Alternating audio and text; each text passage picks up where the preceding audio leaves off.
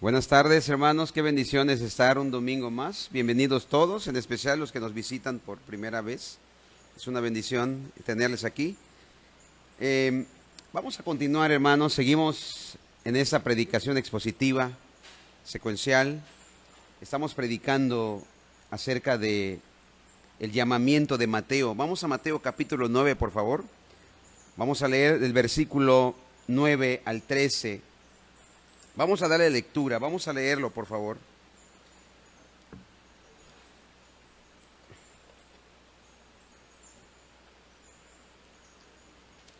Vamos a leerlo de una manera alternada.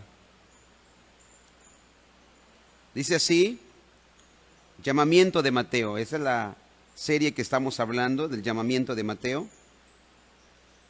Versículo 9, por favor. Yo voy a leer el 9, ustedes el 10, yo el 11 y así sucesivamente, y en el 13 todos juntos. Dice así: pasando Jesús de allí, vio a un hombre llamado Mateo que estaba sentado en la oficina de los tributos públicos y le dijo: sígueme. Y se levantó y le siguió.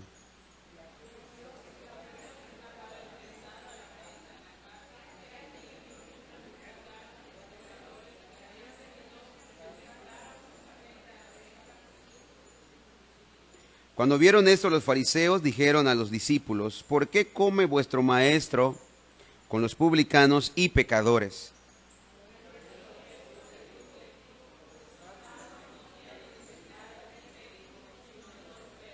Id pues y aprended lo que significa misericordia quiero, todos por favor, y no sacrificio, porque no he venido a llamar a justos, sino a pecadores al arrepentimiento. Vamos a leerlo una vez más, versículo 13, dice así: id pues y aprended lo que significa misericordia quiero y no sacrificio, porque no he venido a llamar a justos, sino a pecadores al arrepentimiento. Oremos, hermanos. Padre, te doy gracias por esta tarde. Gracias por permitirnos llegar, Señor, una tarde más, en un domingo, para alabar tu nombre, Señor, para ser edificados con tu palabra. Te ruego que me ayudes a predicar, Señor, ayúdame a hablar, Padre. Y asimismo que nos ayudes a entender y a comprender más de tu palabra, más del Evangelio.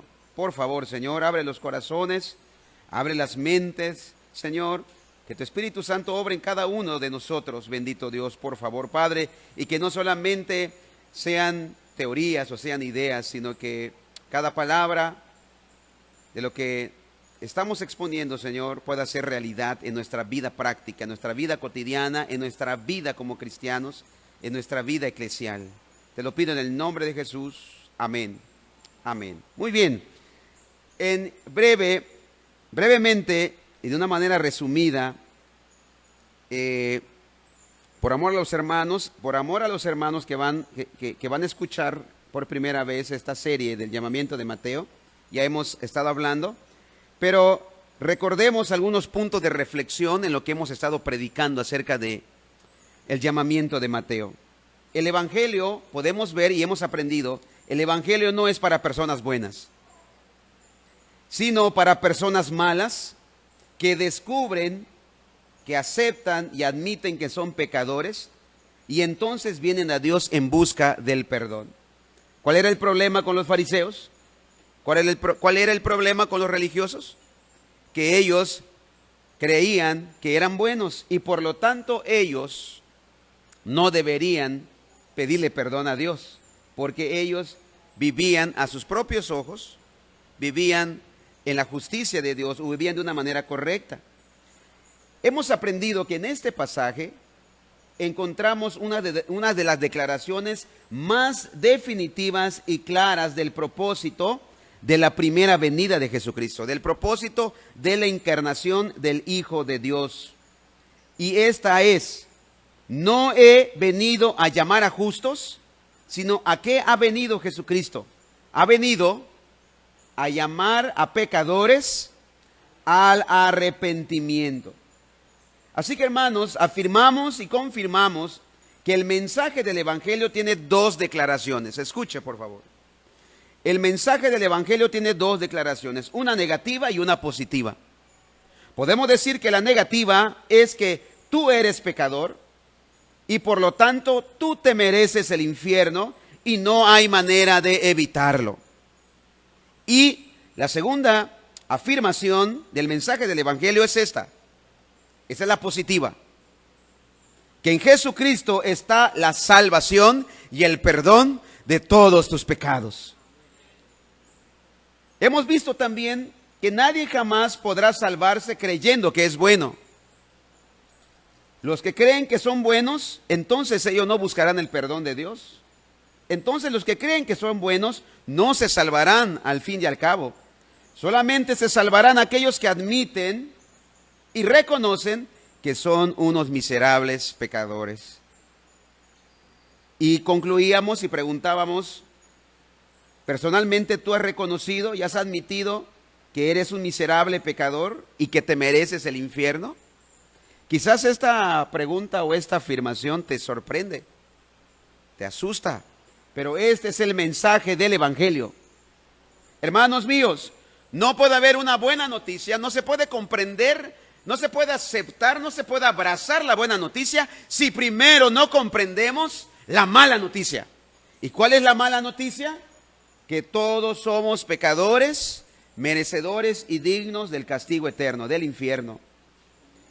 Y al comprender esta primera noticia negativa del Evangelio, entonces abrazaremos la segunda noticia, que solamente en Jesucristo hay perdón y salvación de nuestros pecados. Solamente en la fe en Jesucristo, por la vida perfecta y santa que Él vivió aquí en la tierra y por su sacrificio en la cruz, ocupando tu lugar para que tú puedas salvarte. Pero el primer paso para tener la salvación es admitir tu condición miserable, pecaminosa. Solo uno que está consciente de su enfermedad, podemos poner este ejemplo y esta ilustración, correrá al médico. Alguien que no está consciente que está enfermo de gravedad, no irá al médico hasta que se entera, hasta que reconoce, admite que está enfermo, entonces correrá al médico. Solamente uno que está consciente de su pecado, qué tan grave es la ofensa que le hemos hecho a Dios con nuestra manera de vivir hasta el día de hoy, solamente aquel que está consciente de su pecado que lo condena, correrá a Jesús el Salvador por la salvación y el perdón de sus pecados. Muy bien, hermanos, esto es en resumen lo que hemos visto hasta este momento. Hoy en la mañana hablábamos acerca de la invitación a un pecador. ¿Quién era Mateo? ¿A qué se dedicaba Mateo? ¿Qué era Mateo? Mateo era un publicano. ¿Y qué era un publicano, hermanos? Era considerado un traidor. Y no solamente traidor a su nación, porque recaudaba fondos, recaudaba ingresos para dárselo al imperio romano, aquellos que los tenían subyugados, sino que también ese dinero, ese fondo que se lo pedía el pueblo de Dios, servía para dar sacrificio a dioses paganos. Por tanto, un publicano era considerado como uno de los más viles pecadores, al grado que eran comparados con las prostitutas. Así que, hermanos, vemos aquí en el llamamiento de Mateo, y fue claro que Jesús, en este asombroso encuentro que tuvo Mateo, el despreciado, con el mismo Jesucristo, y vemos cómo Jesús extiende su perdón incluso a los marginados de la sociedad. Parece evidente que el hombre había estado bajo la profunda convicción de pecado y necesidad espiritual. Mateo, aunque no buscó al Señor como lo hizo el centurión, ¿recuerda? Como lo hizo el paralítico que fueron hacia él, Mateo parece haber estado ansiando el perdón que el sistema pervertido del judaísmo le había dicho que nunca podría obtener. Por tanto, cuando el Señor lo llamó, al instante que hizo él, lo siguió, se levantó y lo siguió. Ese simple llamado por parte de Jesús fue razón más que suficiente para que Mateo le diera la espalda a todo lo que él era y todo lo que él poseía. Debido a su posición como agente de Roma, sabía que una vez que abandonaba su cargo, nunca podía volver a recuperarlo, jamás. Él conocía el costo y lo pagó de buena gana. De todos los discípulos de Jesucristo, Mateo sin duda hizo el mayor sacrificio en cuanto a posesiones materiales. Mateo tenía una excelente carrera, tenía asegurado su futuro, su jubilación. Él era un regidor público del Imperio Romano, pero él mismo no hace ninguna mención de esto en su escrito, en su evangelio. Él, Mateo, al igual que el apóstol Pablo,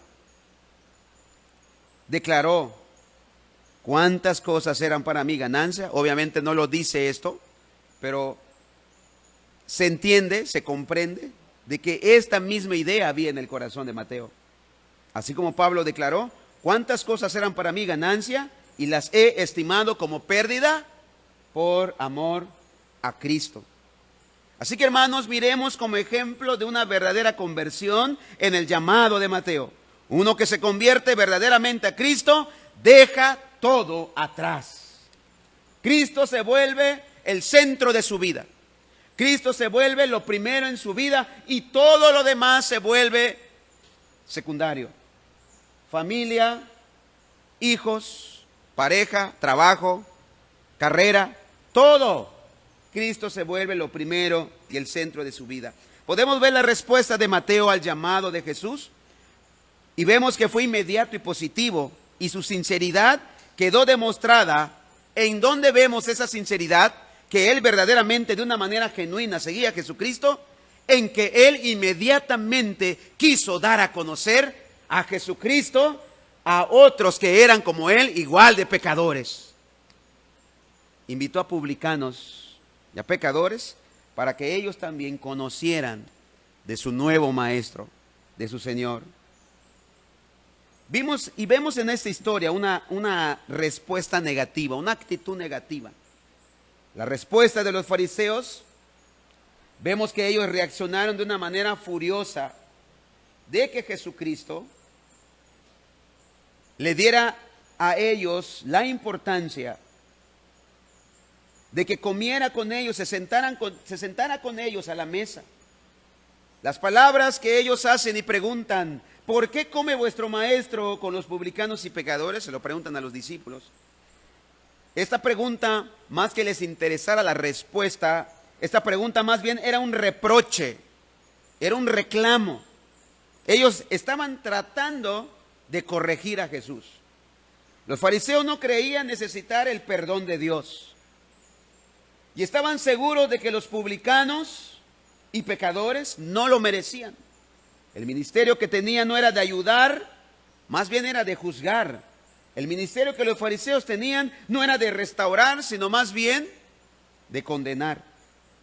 Y al oír Jesús esta pregunta acusadora, le contestó por sus discípulos, porque no le hacen esta pregunta, no se atrevieron a hacer la pregunta a Jesús.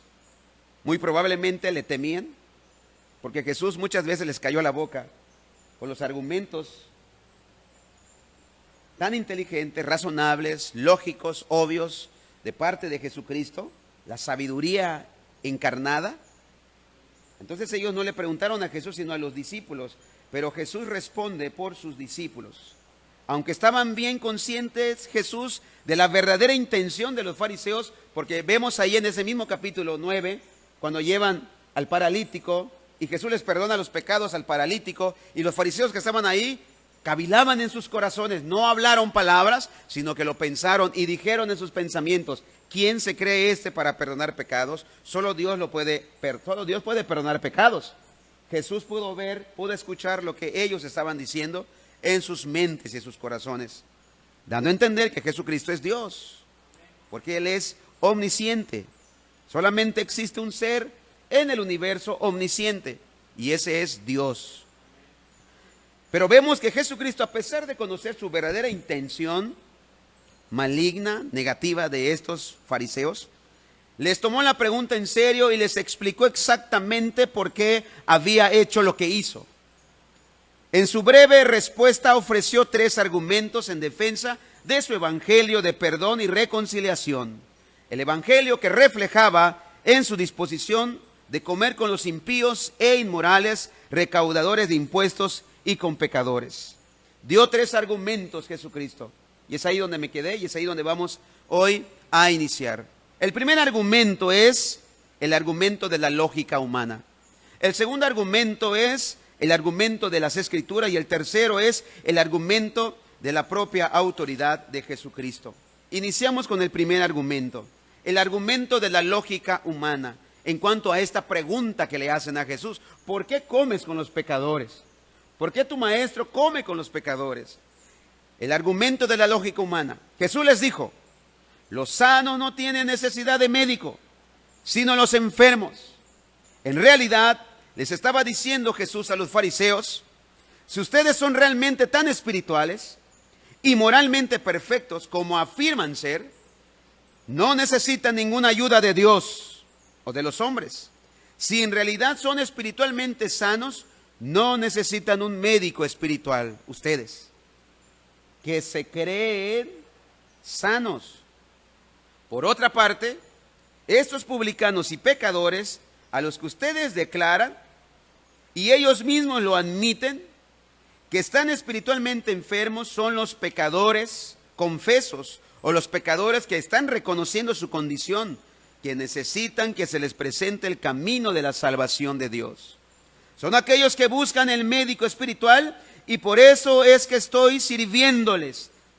Estoy interpretando las palabras de Jesús. La analogía es simple, hermanos. Así como se espera que un médico vaya, ¿a quiénes? A los que están enfermos. Se espera que un perdonador de pecados vaya a los que son pecadores. Jesús estaba dándose a aquellos que reconocían su necesidad más profunda.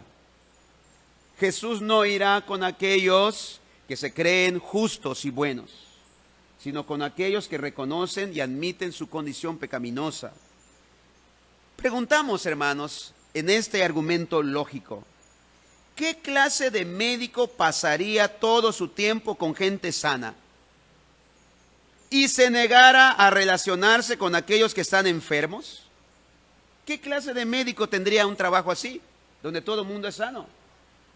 Jesús dio a entender a los fariseos, son ustedes médicos que diagnostican, pero que no tienen deseo de curar. Van a decirle a una persona cuál es su enfermedad, pero para luego negarse a darle la medicina que necesitan. Son buenos para dar el diagnóstico, pero no dan la medicina que necesita el pecador. Qué acusación tan dura, hermanos, de la dureza del corazón que mostraban los fariseos. Aquellos a quienes diagnosticaban como pecadores, se mostraban muy dispuestos a dejarlos que siguieran siendo pecadores. Según el Señor los acusó más tarde, los escribas y fariseos eran hipócritas. Y Jesús le llegó a decir que diezman la menta y el eneldo y el comino, pero no tienen consideración por los asuntos de la justicia verdadera. Lo más importante de la ley, ¿qué era, hermanos? Por favor, Mateo 23:23. ¿Qué dice Jesucristo? ¿Qué era lo más importante de la ley? ¿Lo externo? ¿Las ceremonias? ¿El ritual? ¿El llegar a una ceremonia y cumplir y retirarse? ¿Qué dice Jesucristo? Ay de vosotros, escribas y fariseos, hipócritas, falsos, porque diezmáis la menta y el eneldo y el comino y dejáis lo más importante de la ley. ¿Cuál era lo más importante de la ley? ¿La letra? Hemos hablado acerca de este punto, ¿se acuerdan? No es la letra, sino el espíritu de la letra, el significado de ese mandamiento. Lo más importante de la ley es la justicia, la misericordia y la fe. Esto era necesario hacer sin dejar de hacer aquello. Así que vemos la justicia, la misericordia y la fe. Lo más importante son las cosas internas en el corazón. La intención y la comprensión, más que el ritual y el ceremonialismo de las cosas externas. Amados hermanos, Muchas veces sin darnos cuenta hemos caído en el fariseísmo, que solamente venimos a cumplir. Ya asistimos. Y aclaro, hermanos, es correcto que nos congreguemos. Es bueno, es correcto que usted haya venido hoy, pero no es suficiente. No es suficiente solamente venir y cumplir y sentarnos aquí y irnos a la casa, retirarnos a la casa y seguir viviendo nuestra vida como el mundo la vive. No es suficiente. Empezamos a convertirnos, se va a escuchar fuerte esto que voy a decir, en hipócritas, fariseos, que solamente estamos cumpliendo con ceremonialismo externo y no con la justicia, la misericordia y la fe. Los fariseos tenían formas externas, pero no tenían ellos una santidad interna. Mucho ritual, pero nada de justicia. Ellos iban y celebraban sus ceremonias y toda la pompa y todo lo que se requería hacer para un ritual. Pero ¿cómo era el trato hacia su prójimo? Les gustaba condenar, pero no levantar. Les gustaba juzgar, pero no ayudar. Se amaban a sí mismos, pero no a los demás. Y demostraban que no tenían la compasión y la misericordia que la ley de Dios quería o requería. Ley con gran vigor afirmaban ellos a enseñar, practicar y aún defender ellos mismos. ¿Cómo pudieron los fariseos haber pasado por alto u olvidado las maravillosas y misericordiosas declaraciones de Dios? Como por ejemplo, ahí en Éxodo 15:26, leemos por favor.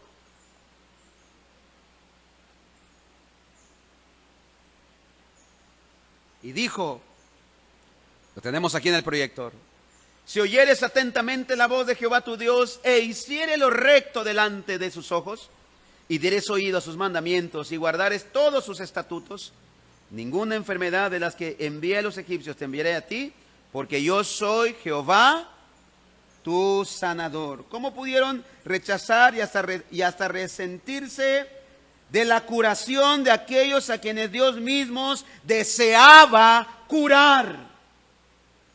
¿A quién Dios deseaba curar? A los enfermos, a los pecadores, a los enfermos del alma. Hermanos míos, nosotros no estamos para condenar, no estamos para juzgar, estamos para llevar el evangelio. Ahora, entiéndase bien, hermanos, la predicación del evangelio verdadero está compuesta por estos dos puntos. El mensaje primero es: el mundo está condenado al infierno porque no hay justo ni aun uno. Escrito está, no hay ni siquiera uno. El mensaje es este del evangelio. Están condenados al infierno, han violado y quebrantado la ley de Dios. Entiéndanlo, están enfermos, todo mundo está enfermo. Lo dice Romano, lo dice el salmista. No hay quien busque a Dios. Entiende esta primera noticia para que yo te pueda dar la siguiente. Pero hay salvación en Jesucristo. Él vino a curar, Él vino a sanar. Entonces vemos esta argumentación de Jesucristo tan lógica y tan obvia. ¿No lo pueden ver ustedes así? ¿Quién necesita del médico? Los enfermos. Jesucristo vino como el médico de los pecadores, como el sanador de los pecadores. Y por eso Jesucristo necesitaba estar con los enfermos. ¿Y cuál era la lógica de los fariseos? No. Si Jesucristo estaba con ellos, es que Él es uno de ellos. Los que afirmaban estar bien, escuche esto, los fariseos que afirmaban estar bien demostraron ser los más enfermos de todos. El peor de todos, ¿sabes quiénes eran? Los peores de todos eran ellos mismos, eran los fariseos, eran los más enfermos. Segundo argumento, el argumento de las Escrituras. Leemos por favor Mateo 9:13.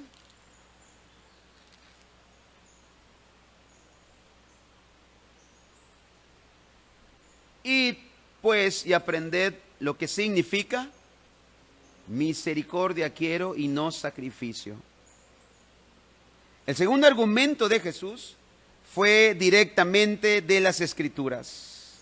Les declaró: id pues y aprended lo que significa misericordia quiero y no sacrificio. Hermanos, él clavó a los fariseos a la pared con su propia ley, con su propia escritura. Ellos conocían perfectamente bien este pasaje. Ellos sabían de qué les estaba hablando Jesús. La frase id y aprended se usaba comúnmente en los escritos rabínicos para reprender a quienes no sabían lo que deberían haber sabido. Jesús usó las propias autoridades más honradas de los fariseos para reprenderlos por su ignorancia en cuanto a la verdadera naturaleza de Dios y a la incapacidad que tenían en seguir los claros mandamientos de Dios. Jesús cita aquí al profeta Oseas por medio de quien Dios declaró esta verdad. Oseas 6:6. Por favor, leemos.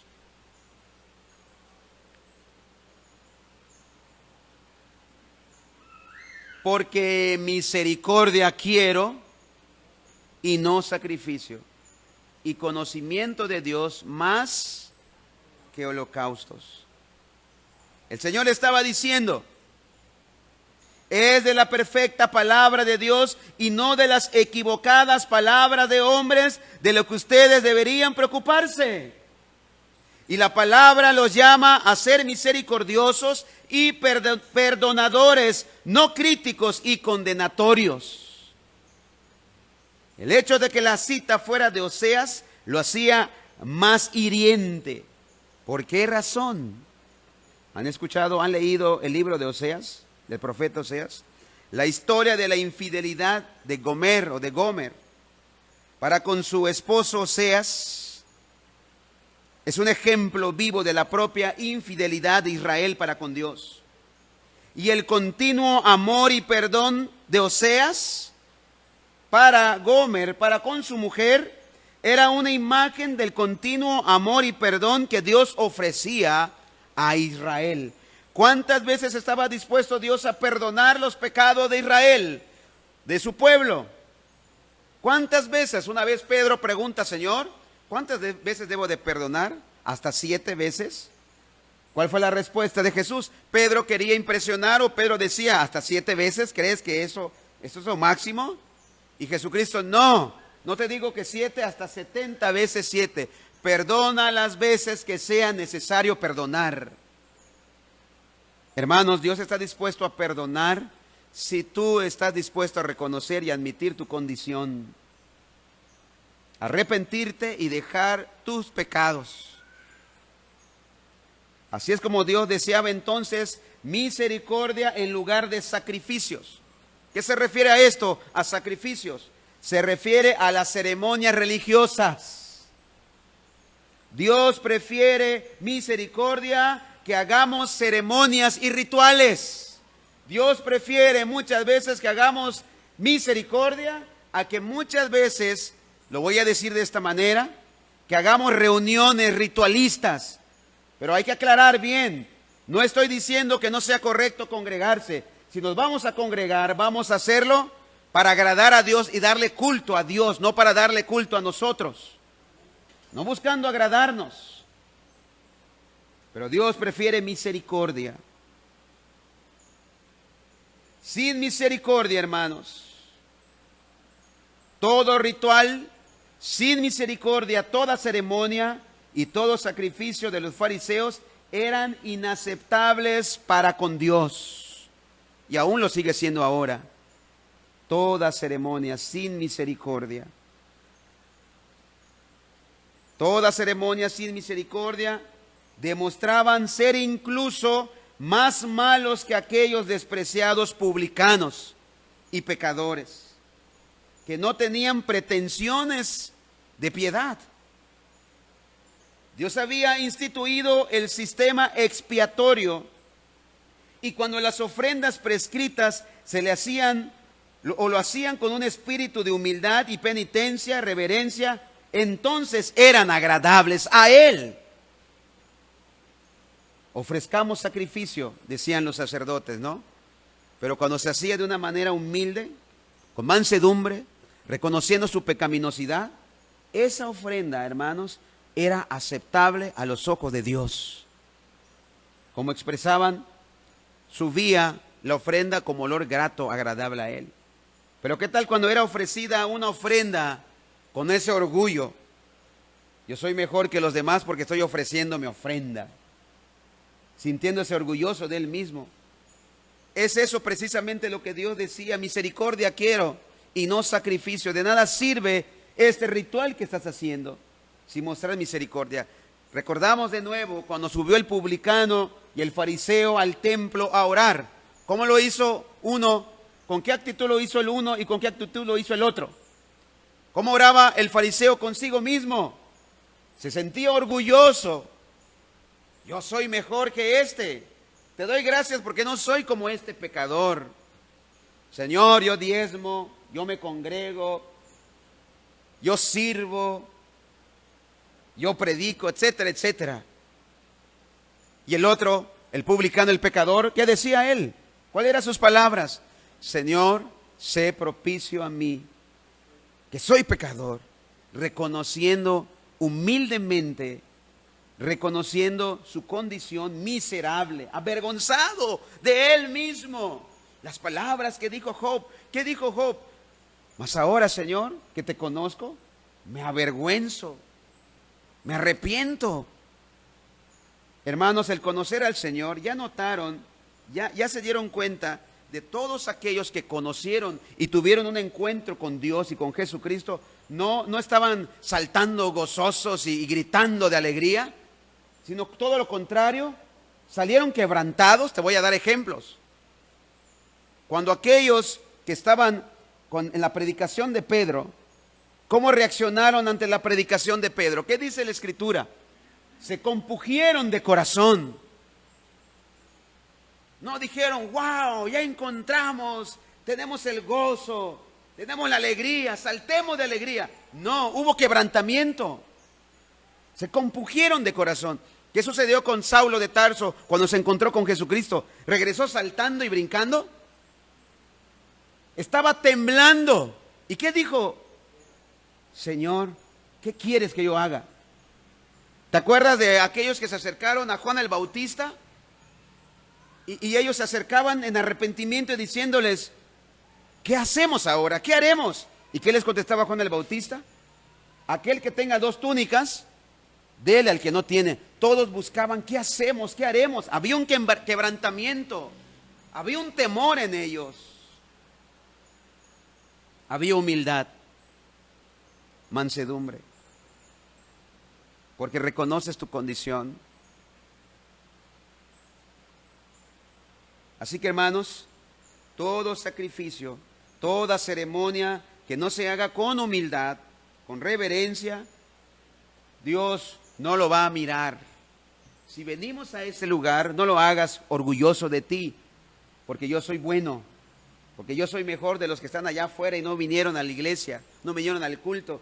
Vente con un espíritu de humildad, orando y pidiéndole al Señor por aquellos que están perdidos, con un espíritu de mansedumbre. Pero cuando vemos en las Escrituras, aquellos que ofrecían sacrificio de modo insincero, hacían su ritual de una manera insincero y en un espíritu de arrogancia moral y autosatisfacción, a su vez se convertían en una abominación a los ojos de Dios. Los rituales y las ceremonias solo eran tan válidas como la constricción del adorador. Y las personas que sacrificaban a Dios en reverencia auténtica, serviría a sus semejantes con verdadera misericordia.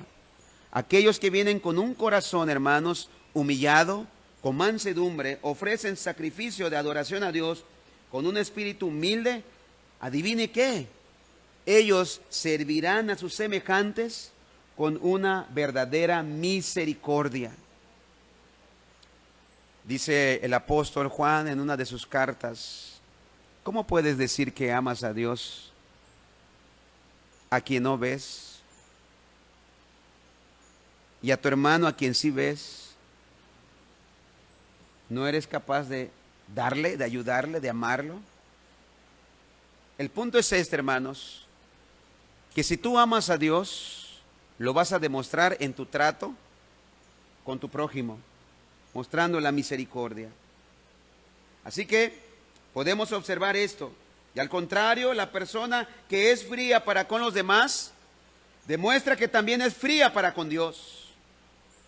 Por más que sea muy buena su doctrina, por más que sea impecable, que sus normas morales externas sean impecables, aquel que ve a los pecadores como gente a la que solo se debe condenar, demuestra ser mayor pecadora que ellos. Los que están más lejos de dar misericordia son los que están más lejos de recibirla. Leemos ahí en Mateo 6:15, por favor, para demostrar esta afirmación. Los que están más lejos de dar misericordia son los que están más lejos de recibirla. Y dice así: mas si no perdonáis a los hombres sus ofensas, tampoco vuestro Padre os perdonará vuestras ofensas. Leemos, por favor, allá siempre Mateo 18:23. Vemos esta parábola, el ejemplo del trato a mis semejantes es porque yo he recibido el perdón, por tanto yo voy a dar ese perdón. Yo he recibido misericordia, por tanto yo voy a dar esa misericordia. Dice así: por lo cual el reino de los cielos es semejante a un rey que quiso hacer cuentas con sus siervos. ¿Se acuerdan? Siguiente, por favor. Y comenzando a hacer cuentas, le fue presentado uno que le debía 10,000 talentos. A este, como no pudo pagar, ordenó su señor venderle y a su mujer e hijos y todo lo que tenía para que se le pagase la deuda.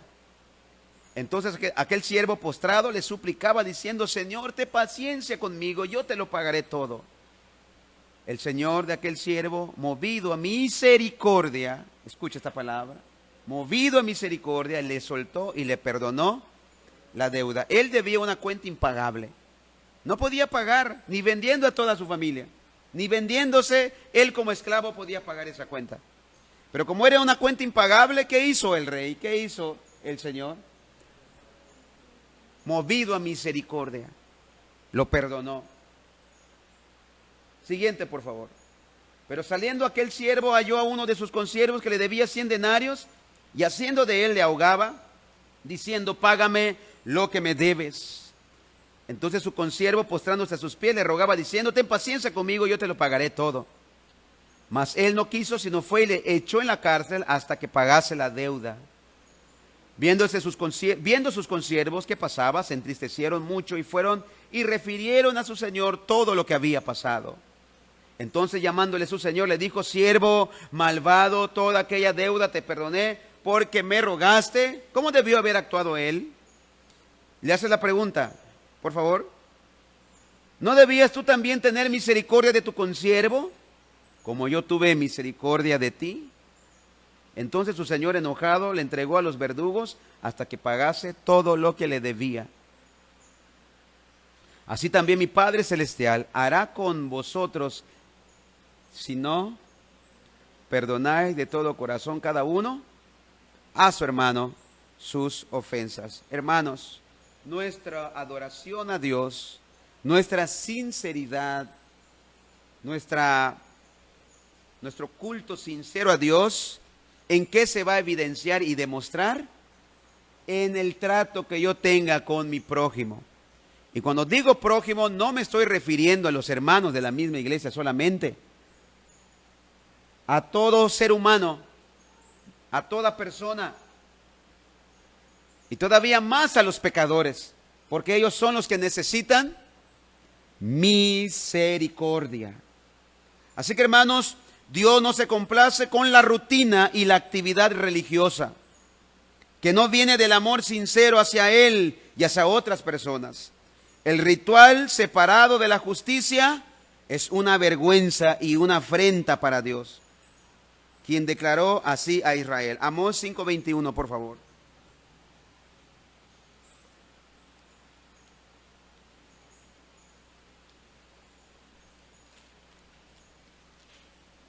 Aborrecí, abominé vuestras solemnidades y no me complaceré en vuestras asambleas.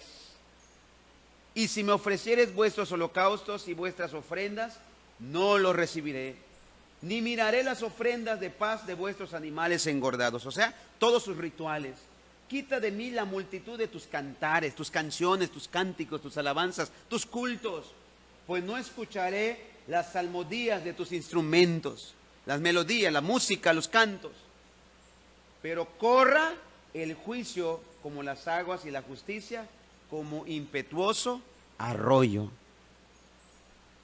¿Qué es lo que quiere Dios? Aquí Jesucristo está dando este argumento y está demostrando por medio de las Escrituras el problema que los fariseos tenían. Solamente se estaban guiando por las cosas externas. Ellos se creían santos, se creían puros, se creían limpios. Pero Jesucristo les estaba demostrando por medio de las Escrituras que eran peor inclusive que los publicanos y las prostitutas. Así que Jesucristo mostró este argumento de las Escrituras. Id pues y aprended qué significa misericordia quiero y no sacrificio. Tercer argumento, argumento de la propia autoridad de Jesucristo. Leemos por favor de nuevo allá Mateo 9:13. Id pues y aprended lo que significa misericordia quiero y no sacrificio. Ya dijimos sobre este punto. Y Jesucristo dice, Él dice, palabras de Él. ¿Qué dice Jesús en su propia palabra y autoridad? Porque no he venido, voy a recalcar, yo, dice Jesús, no he venido yo a llamar a justos, sino que he venido a llamar a pecadores al arrepentimiento. Así que en tercer lugar vemos que Jesús defendió su obra en base de su propia autoridad. No he venido a llamar a justos, sino a pecadores. Él con gusto se relacionó y se identificó con publicanos y con otros pecadores porque ellos eran quienes lo necesitaban. Los que se creían justos no sentían ninguna necesidad de seguir a Jesús, ya que Él vino a llamar a pecadores al arrepentimiento. La persona arrepentida, aquella que es pecadora y que reconoce su pecado y se aparta de éste, es la que es objeto del llamado divino de Jesús. Los individuos que son pecadores pero que creen que son justos, se cierran a la misericordia de Dios, porque se niegan a reconocer su necesidad de ella. Rechazan el llamado de Jesús a la salvación porque rechazan la idea de estar perdidos, su orgullo. En respuesta a una acusación similar, más tarde por parte de los fariseos y escribas, de que Jesús a los pecadores recibe y con ellos come, dice Lucas 15:2, Él ofreció 3 ejemplos. El interés de Dios por el perdón del pecador arrepentido, por medio de las parábolas de la oveja perdida. ¿Cuántos se acuerdan de estas parábolas? Por medio de la parábola de la moneda perdida, de la oveja perdida y la moneda perdida, señaló la verdad de que habrá más gozo en el cielo por un pecador arrepentido que por 99 justos que no necesitan arrepentimiento. Lucas 15:7, por favor. Hay más gozo en el cielo porque entre un pecador a esta reunión que por 99 que creen que no necesitan arrepentimiento. Pero te voy a decir algo, ¿sabes? Todos los que estamos aquí hoy necesitamos arrepentimiento. Todos. El que dice que no ha cometido pecado, hace a Dios mentiroso y su verdad de Dios no está en él. Dice Os digo que así habrá más gozo en el cielo por un pecador que se arrepiente que por 99 justos que no necesitan de arrepentimiento. Leemos el versículo 10. Así os digo que hay gozo delante de los ángeles de Dios por un pecador que se arrepiente. Con la parábola del hijo pródigo, aparecen ahí estas tres parábolas en Lucas 15. La oveja perdida, la moneda perdida y la del hijo pródigo. Pero con la parábola del hijo pródigo, ilustró de modo dramático la doble verdad de que Dios se agrada con un pecador humilde que se arrepiente y que se entristece por el individuo santurrón, representado por el hermano mayor,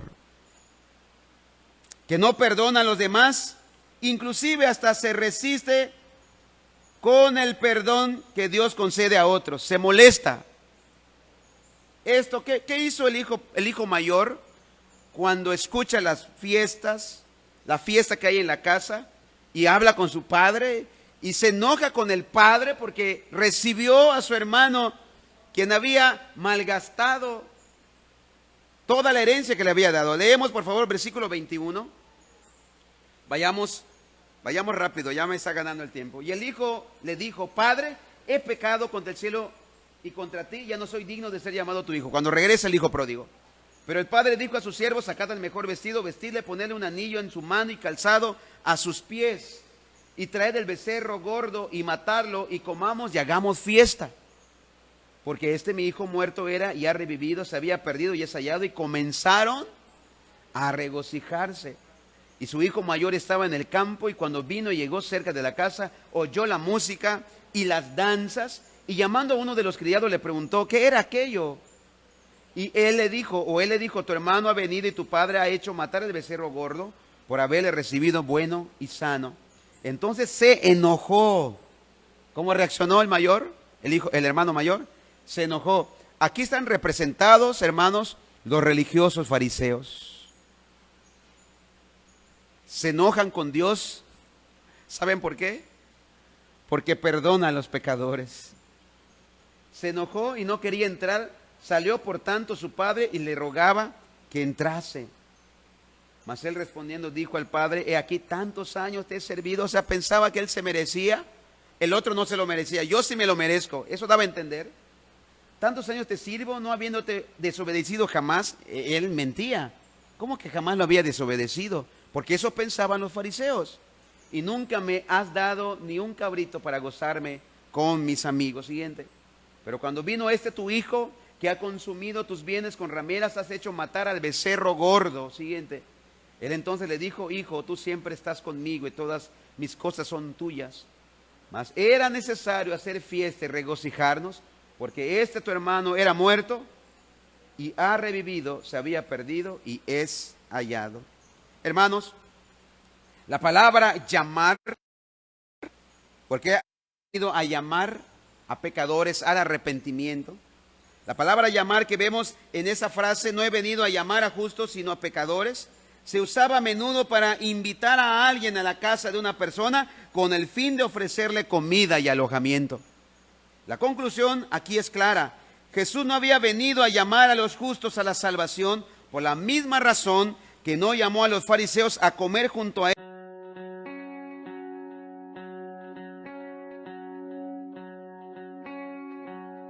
Hechos consigo mismos, los dejo a su suerte. El fariseo que se paró orgullosamente en el templo y le agradeció a Dios por su propia bondad humana, no veía la necesidad de perdón y por tanto no se le perdonó.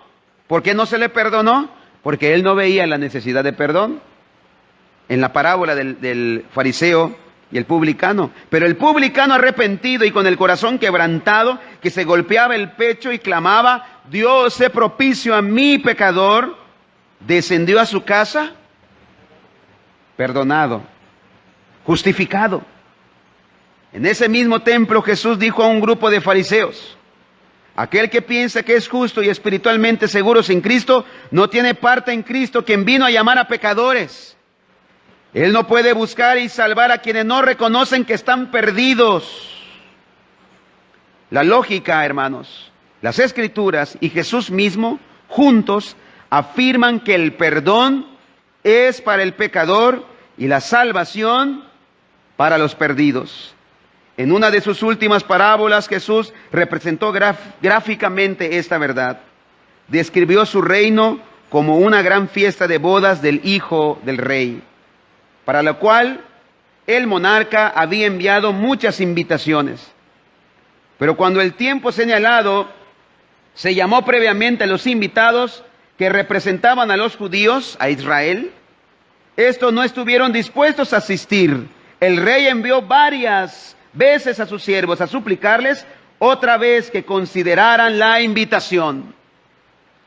Puesto que siguieron rechazando y maltratando y mataron a alguno de los siervos, el furioso rey ordenó a sus ejércitos destruir a los asesinos y quemar la ciudad. Luego envió siervos por todo el resto del reino, hasta los lugares más remotos, a que reunieran a todos los que pudieran hallar y los llevaran a la fiesta. Eso usted lo puede hallar en Mateo 22, 1 al 10, y compárelo con Mateo 21, 33 al 46. No lo vamos a leer ahora, pero se lo dejo para que usted estudie y medite. Ese fue el mensaje que él dio a los fariseos en Capernaum. Como judíos, ya eran invitados ellos al banquete del Señor, pero se negaron a asistir y ellos actuaron con hostilidad hacia los mensajeros. Por tanto, tal como quedaron fuera de la casa de Mateo y observaron a los publicanos y pecadores comiendo con Jesús, ellos también se quedaron fuera del reino de Dios y observaron cómo todo tipo de pecado y marginado, arrepentido o pecador, marginado, arrepentido, es recibido en el reino de Dios. El reino de Dios, hermanos, es para los espiritualmente enfermos que desean ser sanados, los espiritualmente corruptos que quieren ser limpiados, los espiritualmente pobres que anhelan ser ricos espirituales, los espiritualmente hambrientos que ansían ser alimentados, los espiritualmente muertos que quieren tener vida. Es para los marginados, impíos que anhelan convertirse en los propios hijos amados de Dios. ¿Qué esperas tú que no te humillas? ¿Qué esperas tú? ¿Por qué no te humillas delante de Él? ¿Por qué no reconoce tus pecados? Arrepiéntete y pídele perdón. Hoy, hermanos, hoy estamos en el tiempo del perdón, en el año agradable del Señor. Pero primero tienes que reconocer tu bancarrota espiritual. Te voy a pedir, así como estás, que oremos, por favor. Ya finalicé. Cierra tus ojos, oremos ahí. Ora en tu lugar. No sé cómo esté tu corazón. No sé si has entendido el mensaje de esta tarde. No sé si has comprendido el mensaje de esta tarde. Este mensaje no es para la persona que está a tu lado. Este mensaje no es para la persona que no asistió a esta reunión. Este mensaje es para ti. Reconoce tu bancarrota espiritual. Reconoce tu necesidad. Ora en tu lugar y reconoce tus faltas. Pídele perdón. Y Él está dispuesto a perdonarte. Él está dispuesto a perdonar al miserable pecador. Bendito Dios. Reconocemos, Señor, reconozco mis faltas, mis pecados. Te suplico, Señor, que tengas misericordia y que tu Espíritu Santo me ayude a caminar en humildad y en mansedumbre, Señor. Líbranos del pensamiento religioso, farisaico, que no solamente vengamos a cumplir, Señor, a una reunión y retirarme, irme a mi casa y a seguir viviendo mi vida como el mundo lo vive, No se trata de esto, que no seamos religiosos fariseos, sino que vengamos siempre con un corazón humilde, con un corazón contrito y humillado, así como el publicano que subió al templo a orar, con un corazón quebrantado. Por favor, Señor, ten misericordia de nosotros. Ayúdanos, Señor, a vivir en santidad. Ayúdanos a hacer tu voluntad, Señor. Por favor, Padre, en ninguna manera, Señor, me siento orgulloso de mi propia vida, Señor. Lo que anhelo y necesito es tu perdón todos los días. Por favor, bendito Dios, en el nombre de Jesús. Escrito está, y si te confesamos nuestros pecados, tú eres fiel y justo para perdonarnos y limpiarnos de toda maldad. Cuánta verdad, Jesucristo, nos das para abrirnos los ojos en estos 3 argumentos que acabamos de demostrar, que acabamos de estudiar. Porque los enfermos son los que necesitan del médico. Porque no solamente, Señor, debemos de cumplir rituales y ceremonias externas, sino debemos de hacerlo con un corazón sincero y demostrar, Señor, nuestro culto a ti con el trato a mi semejante, a mi prójimo. Y porque así tú lo dices, Señor. Bendito seas, Padre. Te ruego que la palabra, el mensaje, Señor, se guarde en los corazones y no solamente quede, Señor, en la memoria, sino que sea, Padre, práctico a nuestra vida cotidiana y en nuestra iglesia, Señor. Gracias, Padre, por tu bendita palabra. Toda la gloria, toda la honra sea para ti. En el nombre de Jesús. Amén. Amén. Dios les bendiga, hermanos. Nos despedimos de los hermanos de Facebook. Le dejo el